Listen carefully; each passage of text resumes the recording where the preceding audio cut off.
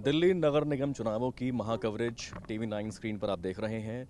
दिल्ली नगर निगम, English में बोलते हैं MCD, municipal corporation of Delhi. लेकिन लग रहा है ये हो गए हैं मेगा चुनाव इन दिल्ली हो गए। नहीं, एमसीडी का इलेक्शन इम्पोर्टेंट है और पूरी दिल्ली में जहां सारे चुनाव होते हैं वही लोग इसमें भी वोट देते हैं, तो इम्पोर्टेंट तो होना ही चाहिए। और सबसे बड़ी बात है कि ये इलेक्शन बहुत इम्पोर्टेंट होता है। क्यों? क्योंकि गलियों की व्यवस्था इसमें देखी जाती है। जैसे पिछली बार आपने देखा होगा कि आम आदमी पार्टी की सरकार ने वो लोग शराब की दुकान खोलने लगे गली गली। तो ये पकड़ना शराब की दुकान खोलते समय वो स्कूल के सामने भी शराब की दुकान कर दिए, मंदिर के सामने भी कर दिए, गिरजाघर, गुरुद्वारा, मस्जिद सबके सामने। तो वो राइट एमसीडी के पास था कि वो परमिशन दे कि नहीं दे, तो हमने नहीं दिया। वो तो कह रहे हैं परमिशन एमसीडी से लेनी पड़ती है, आपने दी है परमिशन तभी दुकानें खुली हैं उनकी, ठेके तभी खुले। कभी नहीं, अच्छा, कभी नहीं, इसलिए तो हमने सील किया, बंद किया। जहाँ मान लीजिए कि सड़कें भी तो कमर्शियल होती हैं ना, कमर्शियल होती हैं, सेमी कमर्शियल होती हैं, मिक्स्ड रोड होती हैं। तो जो कमर्शियल नहीं उस पर कैसे खोल सकते, ये उस पर भी खोल रहे थे। तो वहाँ पे जनता का मन था कि नहीं होना चाहिए। अब मंदिर के सामने, स्कूल के सामने, गिरजाघर, गुरुद्वारा के सामने, मस्जिद के सामने तो शराब की दुकान कोई, तो ये आम आदमी पार्टी। यमुना क्रॉस कर रहे हैं अभी हम यमुना क्रॉस कर रहे हैं, यमुना विहार इलाके में जा रहे हैं, आपके संसदीय क्षेत्र में जा रहे हैं। यमुना को लेके हाँ, हमारी कॉन्स्टिट्यूंसी में आप आ चुके हैं। और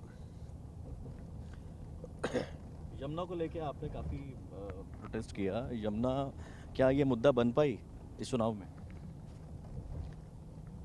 देखिए, लोगों के ध्यान में तो है, क्योंकि यमुना का पानी कहीं ना कहीं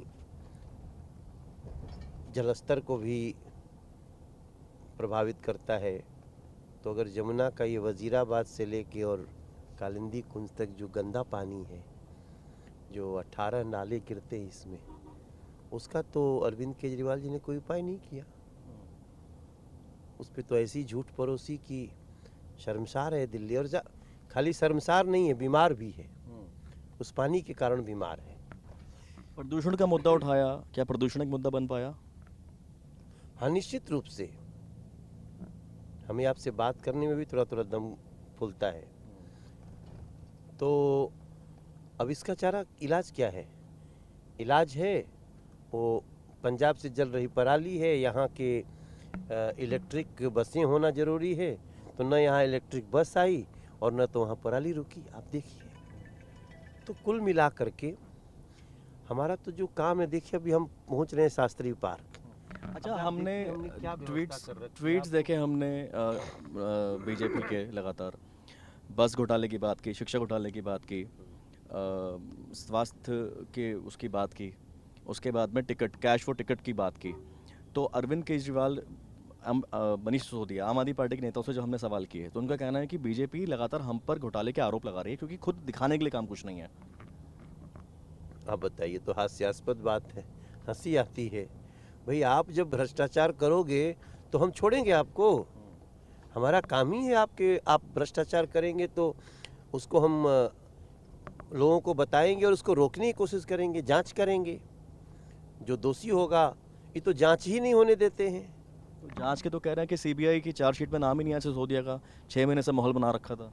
वो चार्जशीट है ही नहीं उस केस की, जो जिसको ये बोल रहे हैं। वहाँ तो उस केस में 7 एंगल हैं, 7 केस हैं। तो ये डिफरेंट बात है कि उसका वो जो चार्जशीट है वो इससे संबंधित नहीं है। उतने पे खुश हो रहे हो जो हो लीजिए। वो तो ये भी कह रहे हैं कि पहले 272 वोट थे, परिसीमन भी बीजेपी ने अपने फायदे के लिए कराया, 250 सीटें अपने फायदे, अपने समीकरण के हिसाब से कराया। नहीं, एमसीडी का यूनिफिकेशन किया हम लोगों ने, तो यूनिफिकेशन के हिसाब से परिसीमन होना ज़रूरी था। तो उसके हिसाब से 250 सीट ही हो सकती थी, तो उसको किया। ये लोग क्या है, ये लोग न लॉ को मानते हैं न लॉ फुली बात करते हैं।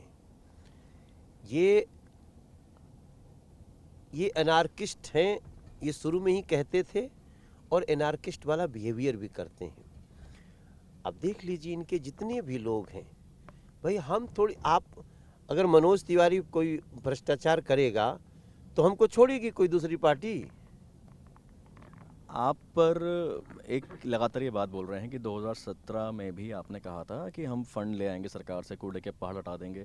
बार बार हर मीडिया बाइट में इस बात को रिपीट करते हैं।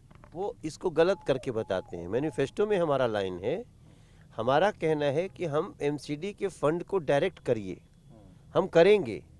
डायरेक्ट मीन्स कि चीफ मिनिस्टर बार बार चीफ मिनिस्टर के बाद जाइए ये फंड दीजिए तब वो रिलीज करेगा, ऐसा नहीं होना चाहिए। एमसीडी के मेयर को अपने फंड्स की मैनेजमेंट खुद करने दीजिए, तो वो हमने कर दिया है। अब हमने एमसीडी की यूनिफिकेशन के बाद अब अरविंद केजरीवाल से थोड़ी मेयर को मांगना पड़ेगा। नहीं, वो तो कह रहे हैं कि अगर हम आएंगे तो हम तो फंड भी ले आएंगे, पूरी दिल्ली चमका देंगे, और ये भी कह रहे हैं कि हम जो कच्चे हैं नौकरी पे सबको पक्का भी कर देंगे। तो दिल्ली सरकार में तमाम कच्चे हैं, पक्के हो गए क्या? 9 साल में कौन टीचर पक्का हुआ, कौन कॉन्ट्रैक्ट वाला पक्का हुआ? आप ये तो उनका दर्द देखिए, डीटीसी का कर्मचारी कौन पक्का हुआ? जो भी कॉन्ट्रैक्ट पे है एक एग्जाम्पल दे दीजिए, हमने तो पक्का किया है। वो कह रहे हैं हमें काम नहीं करने देते एलजी। अगर एलजी के भरोसे तो चुनाव क्यों लड़ते हैं?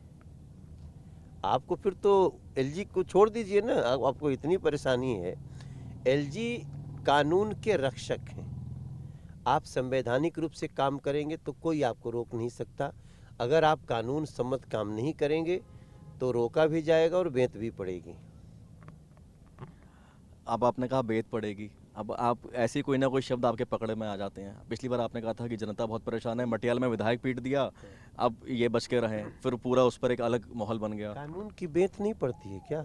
पड़ रही है ना सब, कभी यहाँ पूछताछ हो रही है, कभी यहाँ रेड हो रही है, इसी के लिए थोड़ी जाने जाते थे भाई। ये सब कानून के हाथ बहुत लंबे हैं और कानून का बेंत ऐसा पड़ता है कि वो अच्छों को, अगर गलत हुआ कुछ देर के लिए आपके ऊपर आरोप लग सकता है, अगर आप बरी निर्दोष हैं तो बरी होके निकलेंगे, और नहीं तो कानून की बेंत तो पड़ती है साहब। वो तो कहते हैं कि बेत तो है आप ही के हाथ में, बीजेपी के हाथ में है, तमाम एजेंसीज हैं, चाहे सीबीआई हो, ईडी हो। हाँ, तो इस देश में जो गलत होगा उसको कानून का शिकंजा कसना भी चाहिए। आप देखिए इस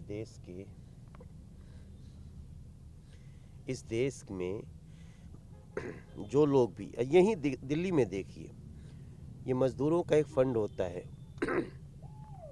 वेलफेयर फंड, वो फर्जी नाम से निकाल करके खर्चा कर दिया आम आदमी पार्टी ने। अरे भाई साहब, कल अनुराग ठाकुर ने पीसी किया, तो पहले भी बात बताई गई, मतलब 2 लाख एक ही नंबर है मजदूर का, कैसे हो सकता है? 15,400 एक ही एड्रेस है।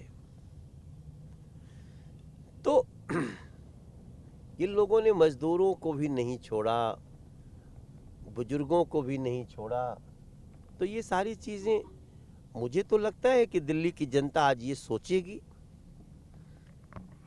और उसी के अनुसार रिपोर्ट करेगी। चलते चलते मैं आपसे एक ये भी आपसे बात करना चाहता हूँ। हम जैसे दिल्ली के अलग अलग इलाकों में जाते हैं, हमारे साथ में हमारे शिकायत पत्र होते हैं, शिकायत पेटी होती है, तो उसमें लोग शिकायत डालते हैं, तो लोगों की उम्मीद होती है। एक्चुअली दिल्ली में समस्या ये भी है, कुछ लोग को पता ही नहीं है कि ये काम एमसीडी से होगा, ये काम पीडब्ल्यूडी से होगा, दिल्ली सरकार से होगा या केंद्र से होगा।